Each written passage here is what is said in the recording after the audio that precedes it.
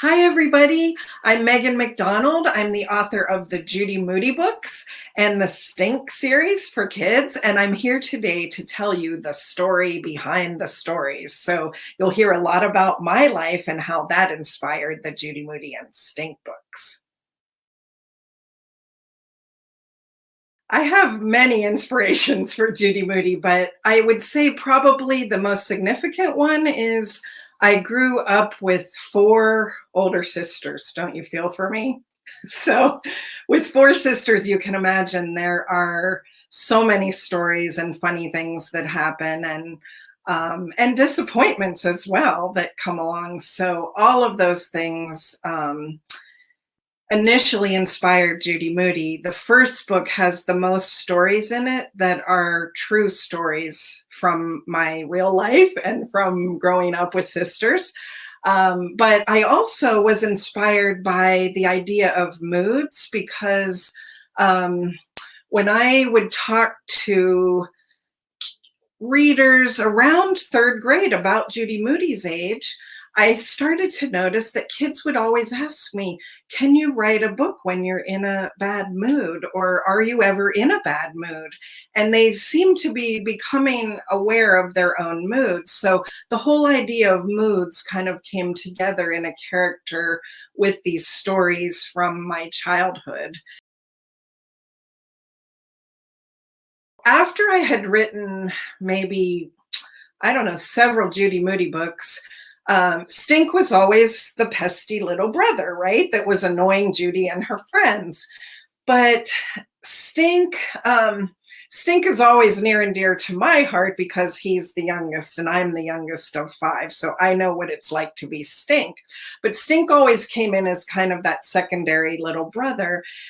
But when I went and I would be talking to readers all the time about Judy Moody, the kids were saying, we love Stink, we love Stink. And so it got me thinking more about Stink. And then one day I was visiting a classroom in Vancouver, and before we started, all the boys came into the room and sat right up front. And I looked out and they had all dressed like Stink. They had like baggy shirts and they had their hair spiked up. And I said, what are you guys doing? And they go, Stink, Stink, Stink. They had this little chant and they said, we came here today to tell you that we think there should be a book about Stink, where Stink gets to be his own character and the star of his own book.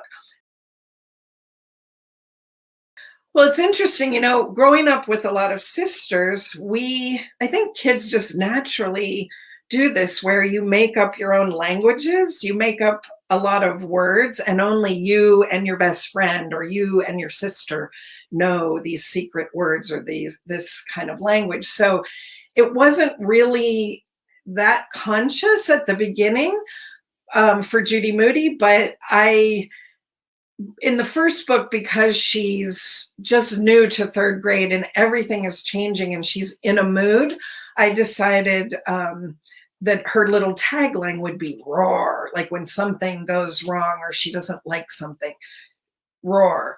But then I really wanted to counterbalance that because she's got a lot of passions and energy and enthusiasm. So I wanted to balance it with joyful moods too. So when something is really cool or funny or awesome, she says rare. And I have had so many readers and letters asking me, how did you know that this is how third graders speak? And I really didn't.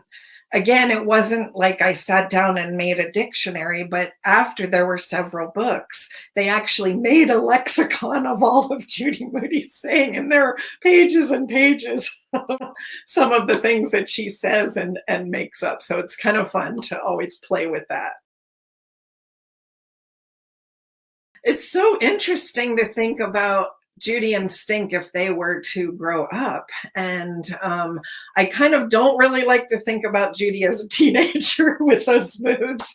But I think if they were adults, well, Judy, her heroine is Elizabeth Blackwell, who was the first woman to become a medical doctor in the US. So she aspires to be a doctor. So I think That's a possibility, although often from the time we're in third grade, our aspirations change. I think if she didn't become a doctor, she would probably have some cause she would be trying to champion, like climate change or something like that.